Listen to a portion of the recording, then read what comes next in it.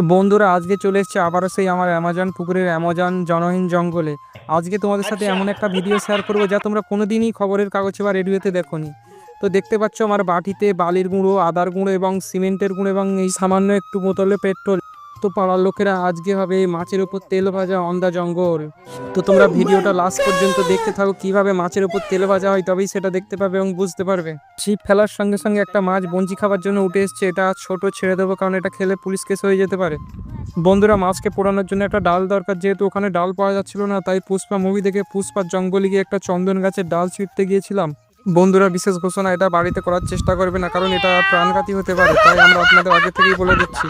তো বন্ধুরা আবারও আমার অ্যামাজন পুকুর থেকে আরও একটা মাছ রেগে পড়ে বঞ্চি খেতে আসে। তখনই আমি খেঁচে মেরে এই মাছটাকে তুলে নিই। এই মাছটা আগের মাছের থেকে বড়, তাই এই মাছটা আমি ফ্রাই করব। বাড়ি থেকে জায়গা আনায়নি, তাই কলা গাছের পাতা দিয়ে রেখে মাছটাকে কাটার চেষ্টা করছি।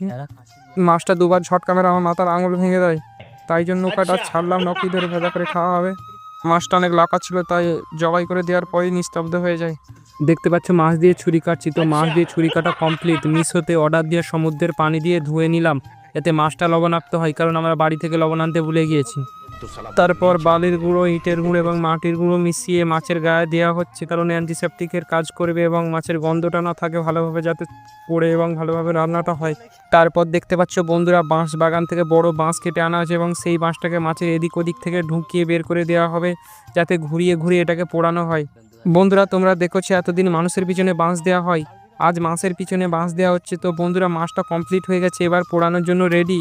তো আমার ভাইপো পাথরে পাথরে ঢুকে আগুন জ্বালানোর চেষ্টা করছে। প্রায় 1.5 লক্ষ মিনিট পর অবশেষে আমার ভাইপো জঙ্গলে আগুন লাগিয়ে দেয় এবং সেখানে ঝাঁপ মেরে মাছটাকে পোড়ানোর চেষ্টা করা হচ্ছে। দেখতে থাকো কেমন লাগে ভিডিওটা। তো বন্ধুরা সারা রাত জেগে মাছটা পোড়ানোর পর অবশেষে ভোরের আলোয় মাছটা সিদ্ধ হয়ে যায়। তো আমার ভাইপো সমুদ্রের পানি দিয়ে কলা পাতা ধুয়ে মাছটাকে পরিবেশন করে কলা গাছের ডালে।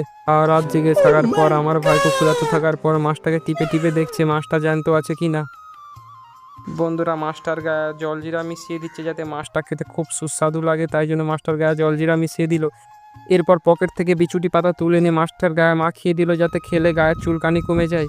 আর রাত ক্ষুধার্ত থাকার জন্য আমার ভাইপো প্রথমেই খেলো। মাছটা খেয়ে কেমন বর্ণনা দিচ্ছে শুনুন। ছেলেকে করলো